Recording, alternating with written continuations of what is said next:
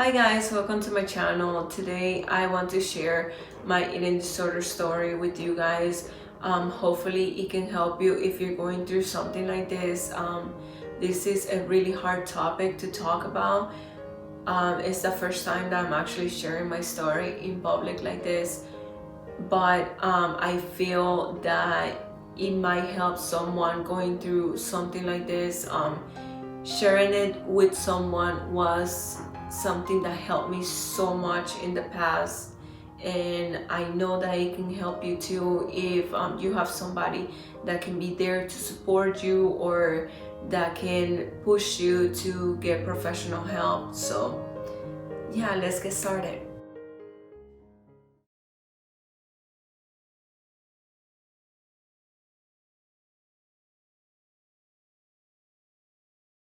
I know this subject is so hard to talk about, but talking about it with someone was what actually saved my life and got me to where I am today. So I want to share everything that I went through, how my eating disorder actually started, what I did to get help, and how I'm living right now. Eating disorder started when I was really young. I grew up eating pretty much anything that I wanted at any time that I wanted. My grandmother was the one who raised me, and she never grew up with a healthy diet herself.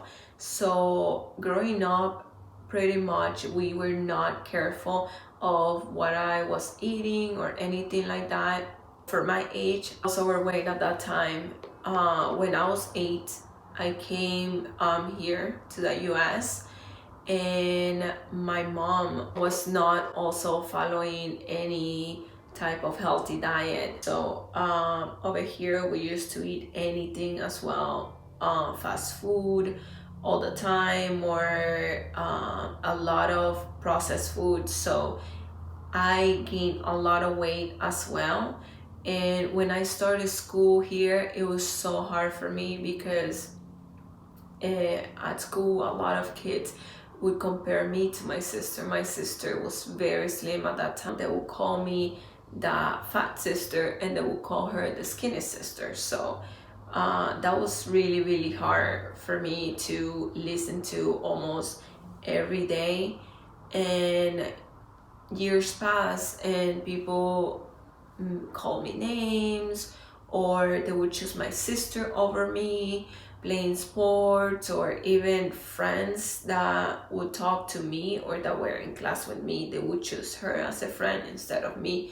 So it was really hard to go through something like that. It definitely created self-esteem issues, and that's how I actually started to look at myself. Then in middle school, a lot of girls would talk. I would hear a lot of girls talking about how they will make themselves throw up to feel better, or that they could eat whatever they wanted and then they would throw up all the food they were eating and they were not gaining weight. So that's how I actually found out what an eating disorder was, or like at least that's when I found out what to do um, to start that eating disorder. So I was not aware of the consequences at all. Everything that I would always hear was how good they felt, the fact that they were eating whatever they wanted and they were not gaining weight. A lot of them actually were very slim. So for me, that was like something that I would look up to. So I never talked to anyone about it. I never even talked to the girls that would hear it talking about it. So that's how it actually became a thing to me. And I never saw anything wrong with it because nobody was talking about the consequences. So for me, actually, I didn't start with bulimia. I started with anorexia, and I would starve myself for a long time. I would eat maybe a little bit during breakfast, and then I wouldn't eat anything for lunch or dinner. My parents never suspected anything because they just thought that I was just growing up and things were changing, or that I was more aware of how I wanted to look. But to them, they never asked me anything. So for a long time I did that I would starve myself and not eat anything. A lot of girls also talked about just eating an apple throughout the day or drinking water, and that was pretty much everything that I was doing. After a couple of months I got tired of starving myself because I actually wanted to eat food. And that's when I realized that maybe by throwing up the food that I was eating, I was able to enjoy meals during the day. So I did that for a long time. That started in middle school and it kept going all the way to my sophomore year in high school. So I threw up breakfast, lunch, and dinner.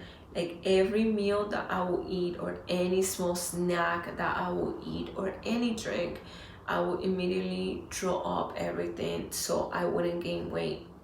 At that point, I was losing so much weight that I was very skinny. My skin was changing, my hair was changing as well. My hair started falling out a lot. My skin was so dry. So I was experiencing the consequences, but I was in such denial of what actually was going on because I didn't feel that it was a bad thing. I felt that I was doing the right thing because I was living skinny, that I was feeling better, that clothes were actually fitting. I received a lot of compliments that I looked better, that I actually looked nice, that my sister and I were the same size now. So I started getting a lot of friends. A lot of people started to like take interest in me.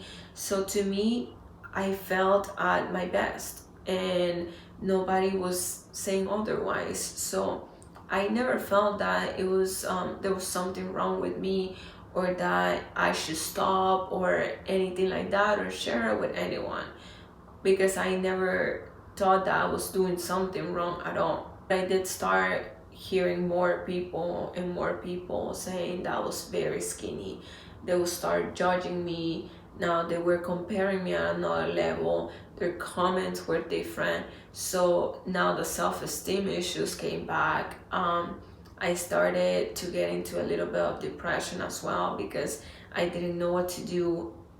I didn't want to eat because I was scared to gain weight. Everything that I was eating, I was still throwing it up because I was scared of what would happen if I started actually eating and not throwing up the food that I was eating. So I felt that the biggest issue was my denial of like saying to myself, there's nothing wrong with you. Maybe people are just jealous, or maybe people are just like criticizing you the way that they were criticizing you back then. But to me, like everybody around me was wrong except for myself.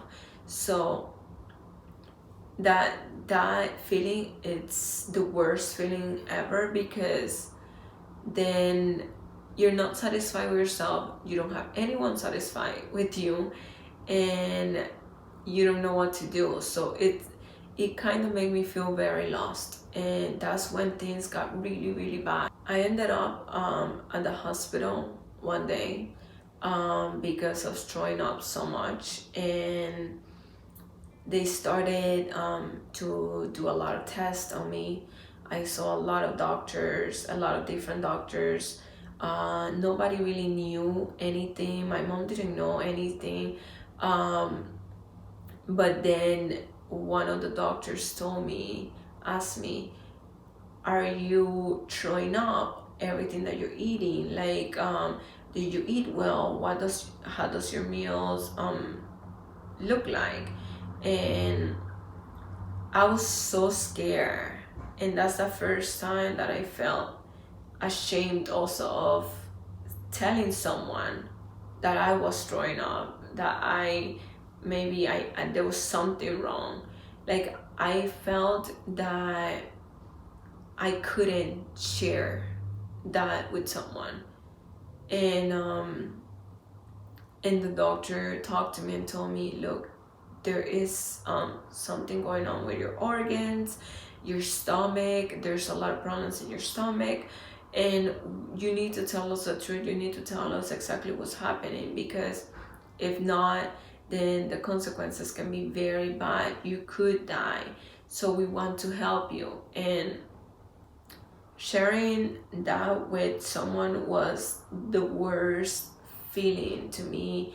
Like I felt so ashamed. I ended up staying at the hospital for almost 2 weeks, and I saw a lot of different doctors that helped me change my mindset, that explained to me what I was actually going through, explained to me the consequences, like everything about an eating disorder.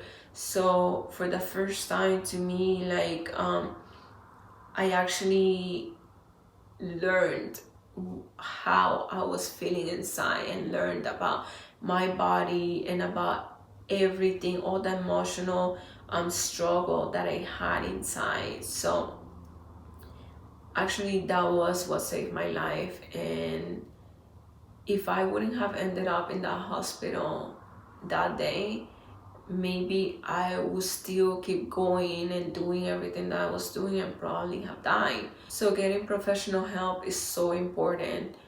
It really matters, and it makes a huge difference. That um, that they helped me with was overcoming the denial that I had, that feeling of not sharing anything with anyone, because I knew I was right and everyone was wrong. I felt like everyone was out there to get me or to criticize me. And I never saw that there was a problem with myself. So if you're in denial, that is okay. It's okay, because I feel it's part of the disorder like itself. Like I think they are these little things that build the disorder itself, and I think that denial is actually one thing that is just part of it. So my advice to you would be to please share with someone what you're going through, to please tell someone that you trust or that you're really close to what you're doing, because you're not going to see it right away that there are other ways to live, or that there are other ways to actually take care of yourself. So share with someone what you're going through. That way that person can push you to do things better, or that can motivate you or get you that professional help that you need. Don't let it keep building up and just feel like you're doing the right thing, because an eating disorder is not right. It can kill you.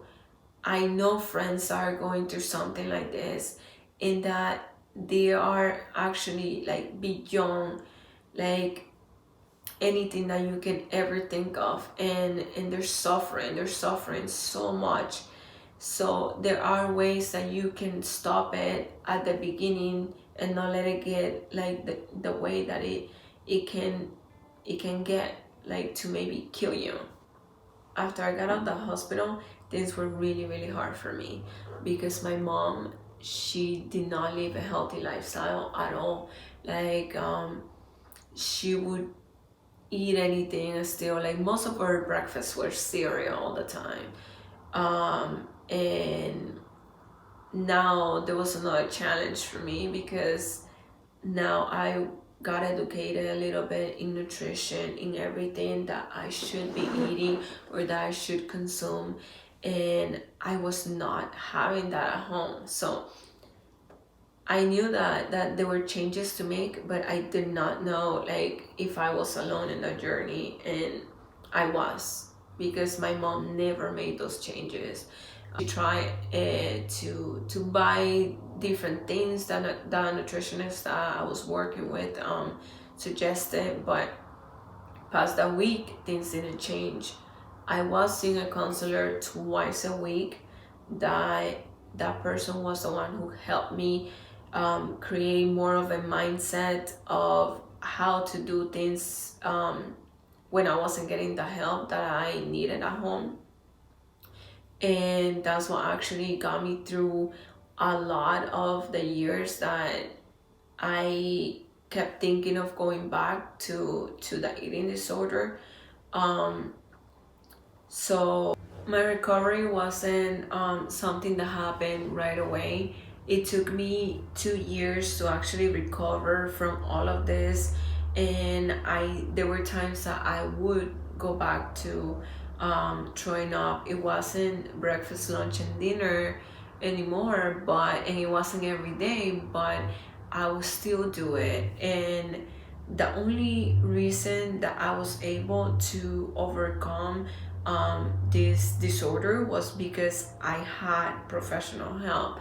I had my counselor twice a week there for me, and at home I was still not getting the proper nutrition, and I was still look at myself, especially when I started gaining weight, horrible. I would judge myself. I would think that I was getting fat. I would just compare myself to a lot of girls, compare myself still to my sister. So it was really, really hard for me to just put all of these feelings to the side and say to myself, hey, it's okay, all these changes are okay, you're getting healthier, you're getting to a normal stage. So for you to go through something like that alone, it's so hard. So don't do it by yourself. Get that help that you need. Talk to someone. If maybe you're too scared of talking to your parents or talking to your siblings or looking for professional help, search for support groups. There are support groups everywhere. You can send me a message as well. I have my social media information in my description and also in the description of this video. But get talk to anyone and get help, because you don't have to go through all of this alone. And I know that I wouldn't be able to do it alone if I would be in that stage of my life right now. So don't do it alone. There's so much that you also need to learn to be able to get out of an eating disorder. Now I know how to fuel my body to my needs, and how to have how to not overeat when I don't need to overeat. So learning all of that is not just something that you Google and now you know about it, and that's it. No, it's you have to put it to practice. You actually have to create this routine for yourself. So get the help that you need, because you deserve it, and you don't have to live through something like this. So now with my life right now, I started eating healthier and actually properly fueling my body about 5 years ago. So if you think about it, that's not even a long time ago. That is pretty recent to me, and I'm able to now look at myself and say, hey, like, I am satisfied with the way I look. I feel fine. Like, there are times that I do enjoy like different things that maybe back then I would restrict myself into enjoying just because I was so scared of food, and I feel really good. So this video, it will be too long for me to share all the healthy habits that I have created, that have actually helped me live a healthier life and actually live happy with myself. So subscribe to my channel. I will be making plenty of videos about my healthy habits and how I live my life now, like, and not just talking about healthy food, but actually things that make me feel better when I'm stressed, or that have helped me with my emotional health. So thank you for watching this video. I really appreciate it. I really hope that this video can help you get through this situation if you are currently going through something like this. And thank you for listening to my story, because it means a lot to me. So I really appreciate you being here. Thank you. Bye, guys.